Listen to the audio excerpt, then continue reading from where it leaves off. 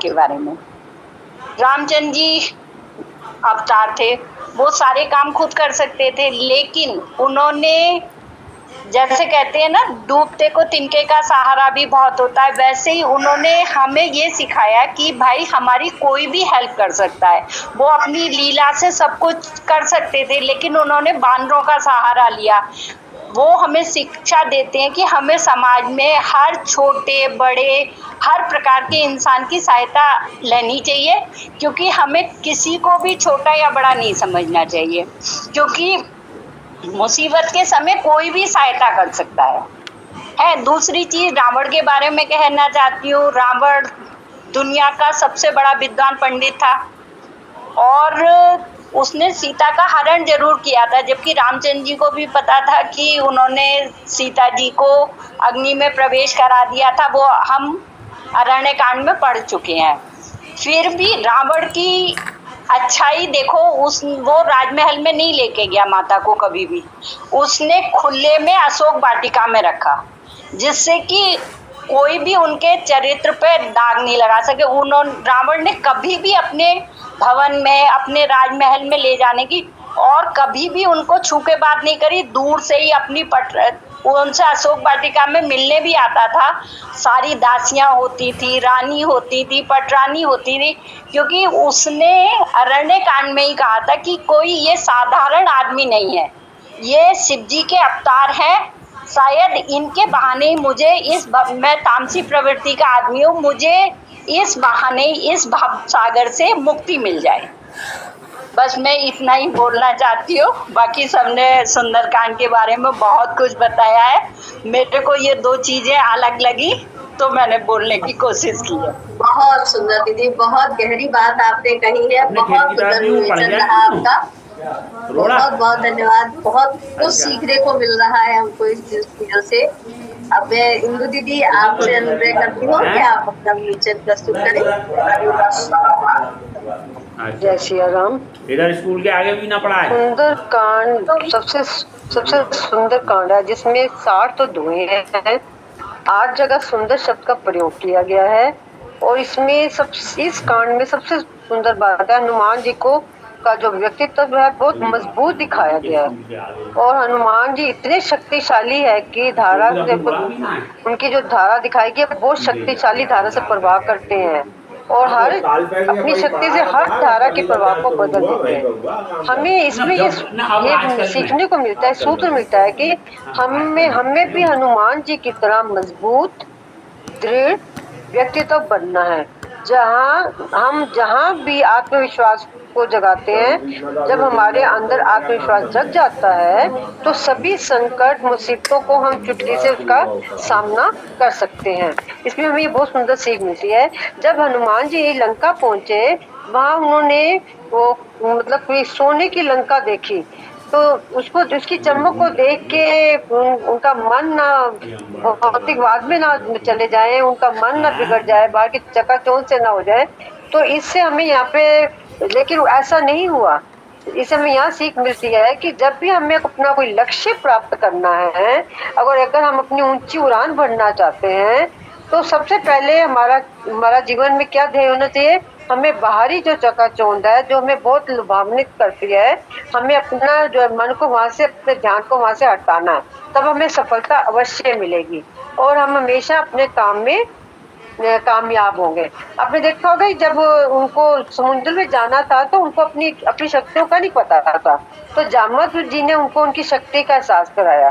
तो इसमें मेरे लिए एक बहुत सुंदर सूत्र है हमारे लिए कि हमें सबको समझना चाहिए कि जो वृद्ध लोग हैं वो हमेशा अनुभवी होते हैं, और वो हमारे अंदर जो सुंदरता होती है और जो हमारे बच्चों के अंदर जो करने की भावना होती है, वो उसको बहुत अच्छे से जानते हैं।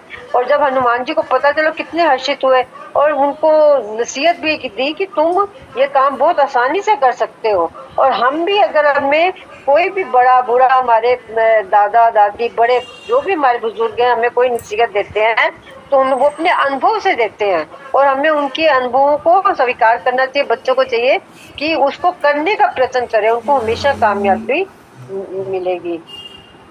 और एक यहाँ पे जो है सबसे सुंदर बात जो है कि जो है यहाँ पे भौतिकवाद का उन्होंने हनुमान जी ने जो है भौतिकवाद को यहाँ पे दिखाया, जो सुंदर कांड के अंदर भौतिकवाद का। जो श्री हनुमान जी थे वो भक्तिवाद की खोज में गए। भक्ति कौन थी? भक्ति सीता थी। और उसकी जब वो खोज करने गए तो इसमें यह है कि जब हम भक्तिमय बन जाते हैं तो हमारे अंदर हमेशा शांति आती है। लेकिन देखो रावण के पास सब कुछ था, लेकिन वहां पर ना तो भक्ति थी और ना वहां पर शांति थी।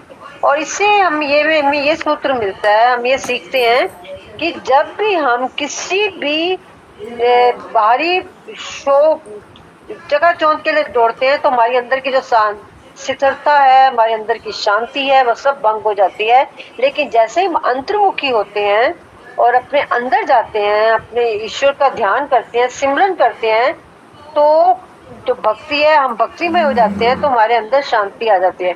हमें शांति को कोई भी उसको शांति को हमने ग्रहण नहीं कर सकते, लेकिन शांति की स्थिरता के लिए हमें सिमरन करना और ईश्वर की भक्ति करने से ही हमें शांति आती है। मुझको इस यहाँ से जो है सबसे सुंदर जो चीज मिली है, भक्तिवाद और शांति के लिए जो है सबसे सात्विक होना मेरे लिए बहुत जरूरी है। और आगे आप कहो तो मैं बोल सकती हूँ, किसी और को चांस देनी है तो दे सकते चलिए, हैं। और सबसे भी, हाँ दीदी, और सबसे भी पूछ लेते हैं। बहुत सुंदर हाँ। विवेचन था आपका। मैं ज्योति दीदी से कहती हूँ पहले, फिर प्रभा सोनी दीदी का भी हैंड रेज है, उनको भी लूंगी। ज्योति दीदी। हाँ जी। हाँ जी, धन्यवाद दीदी। राम राम सबको। सुंदरकांड जैसे इसका नाम है वैसे ही इसमें गुण है, और इसमें जो हमारी राम के प्रति जो अटूट भक्ति है वो ही हमें, जैसे हनुमान जी ने इतने बड़े समुद्र को लांग लिया, अगर हम उसको मन का प्रतीक माने कि जैसे हमारे हनुमान जी हमारे मन है, और हम अपने मन को अगर राम से जोड़ ले तो हम कठिन से कठिन कार्य को भी जिंदगी में कर सकते हैं। एक आस्था हमें वो आत्मविश्वास देती है जो कोई और हमें नहीं दे सकता। और दूसरी बात, एक मर्यादा वाली। रामचंद्र जी ने, हनुमान जी जो रामचंद्र जी का प्रतिनिधित्व कर रहे थे, वहां देखिए उन्होंने कहीं पर भी उसको नहीं लांगा मर्यादा को।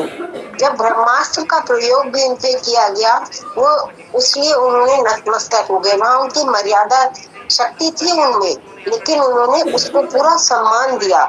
ये उनकी भक्ति थी।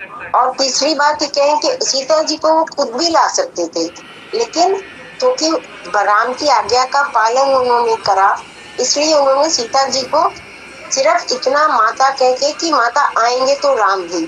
लेकिन और देखिए यहाँ पे हमको ये दिखता है कि जितना हमको कार्य कहा जाए, अपने स्वामी के प्रति हमारी अटूट निष्ठा होनी चाहिए।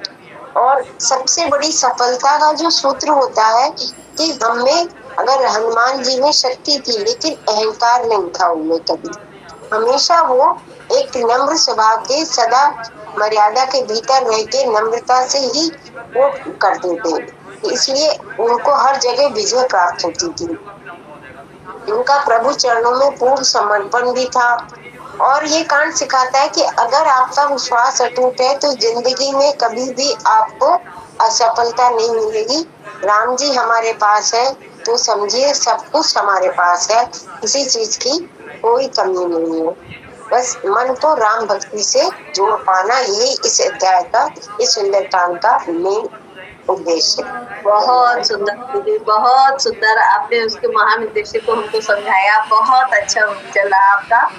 आप प्रवेश दीदी, आप क्या कहना चाहती हैं बताइए, सामने भी आप यहाँ व्यक्त कीजिए। प्रवेश। हेलो हेलो, आवाज आती है? हाँ जी। राम राम सबको, राम राम बहुत बहुत। तो ये मैं बोलना चाह रही हूँ, राम से बड़ा राम का नाम है। सुंदरकांड बहुत सुंदर है, हनुमान जी का नाम एक सुंदर भी है, इसलिए संपूर्ण कांडों में सुंदरकांड सबसे सुंदर है। और मैं एक भजन सुनाना चाहती हूँ, अगर थोड़ी सी हो। दीदी भजन के लिए मना कर दीदी, आज तो भजन का टर्न नहीं है, आज विवेचन का टर्न है आज। हाँ, आप उसके बारे में कुछ और बोलना चाहती हैं तो आप आज बोलिए। आज शनिवार का दिन हमारा विवेचन का दिन है। मुझे नहीं पता नहीं है अभी ज्यादा। चलो किसी और को दे दो चांस, मैं इतना ही बोले। सुंदरकांड सबसे सुंदर कांड है। हाँ जी, प्रभा दीदी, आप कुछ कहना चाह रहे थे? अरे दीदी मैं भजन सोच रही थी गाने का, लेकिन आवाज नहीं निकली।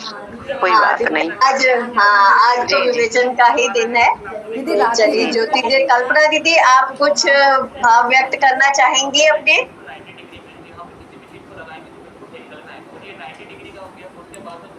दीदी राखी दीदी को देखना। कल्पना दीदी। जी जी जी दीदी। हाँ दीदी हेलो, आप। हाँ जी आवाज आ बोलिए। हाँ दीदी हाँ। सुंदरकांड के विषय में तो क्या मैं अब इतने सब लोग इतना बता चुके हैं। सुंदरकांड सुंदरी कांड है, वो सब कांडों में बहुत सुंदर है। हनुमान जी की उसमें महिमा, राम की महिमा, सीता से उसमें मिलना, उनका प्रेम दिखाया गया है, भक्ति दिखाई गई है सुंदरकांड में। और हमें उससे ये सीख मिल रही है कि हमको अपनी मर्यादा में ही रहना चाहिए और जितना हमको राम की भक्ति से जो आज्ञा मिले वो करना चाहिए। और वो प्रेम, इसमें प्रेम दिखाया गया है करके राम का और उनका, और लंका अपने जो, हेलो, आ रही है दीदी, आवाज आ रही है, आप बोलिए। हाँ बोलिए दीदी, बहुत अच्छा बोल रही हैं आप, बोलिए।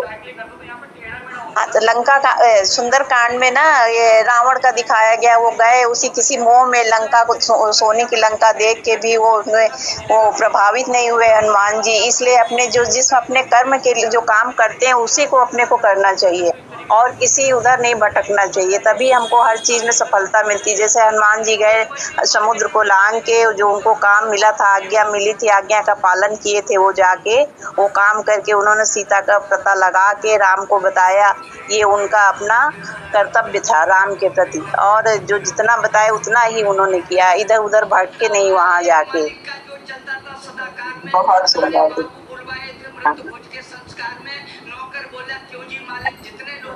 हाँ दीदी, चलिए ठीक है, बहुत सुंदर दीदी रहा आपका। राखी दीदी, टाइम तो बहुत कम है, अगर आप कुछ बताना चाहते हैं, थोड़ा सा अपने भाव व्यक्त करना चाहती हैं तो कर सकती जी हैं। दीदी, 2 मिनट है, 2 मिनट में मैं इतना ही बोलूंगी कि हनुमान जी का एक सरल उपदेश है, केवल शब्दों से नहीं व्यक्त कर सकते हम। उन्होंने हमें बताया है कि सहजता और निर्भय बनने का मार्ग क्या है, कि भाग दौड़ और चिंता और भ्रम में हम इस युग में हमते हैं। तो हनुमान जी हमें यही बता रहे हैं कि भक्ति का मार्ग कठिन नहीं है, वह सरल है। विश्वास जिसमें है वही भगवान को पा सकता है। शक्ति बाहुल में नहीं होती, शुद्ध मन में होती है। और हम जब जीवन की हर समस्याओं के लिए इधर उधर ढूंढ रहे हैं, अपने विचार में विमर्श कर रहे हैं, और हर समस्या का समाधान राम नाम और सही कर्म में छिपा हुआ होता है। मैं इतना जानती हूँ कि अपने कर्म को सुधारो, अपने धर्म को सुधारो, कि हम राम नाम से जुड़ें, अपने कर्मों को सुधारें। यही उपदेश है। और यह किसी ग्रंथ या ग्रंथ में नहीं लिखा है, ये केवल अपनी अंतरात्मा से पूछिए, उसमें लिखा हुआ है। किसी ग्रंथ के बोझ से नहीं, बल्कि रोजमर्रा के जीवन में हम अपनाते हैं। और योग मित्र क्या है कि हमारा मन अशांत होता है, हम उसे कैसे शांत करें। साहस देना अपने मन को, और भीतर या अपने विश्वास जगाना कि भगवान कुछ है, हनुमान जी हमारे साथ हैं। बस इतना ही कहना चाहूंगी दीदी, धन्यवाद। बहुत बहुत सुंदर दीदी, आपने 2 शब्दों में 2 मिनट में बहुत कुछ कह दिया, अपना पूरा सार बता दिया कि हमें किस तरीके से रहना चाहिए। बहुत सुंदर दीदी, बहुत सुंदर। चलिए समय भी समाप्त हो रहा है, सभी को राम राम। हम सभी सोमवार को